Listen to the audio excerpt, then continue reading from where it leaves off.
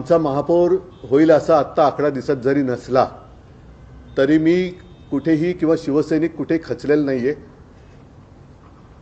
त्यांच्या लेखी जरी आमचा तो पराजय असला तरी आमच्या पराजयाला सुद्धा तेज आहे आणि त्यांचा विजय हा डागाळलेला आहे।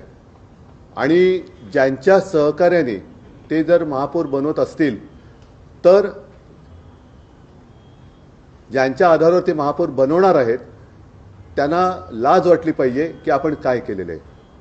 त्याच्यामुळे मला काही हा प्रश्न पडलेला नाहीये तो बसावा न बसावा, पण ज्यांची मदत घेऊन आणि म्हणे बाळासाहेबांचा विचार हा शिवसेनेचा महापौर बसवणे हा आहे आणि ती शिवसेना असली ही मी बघतोय।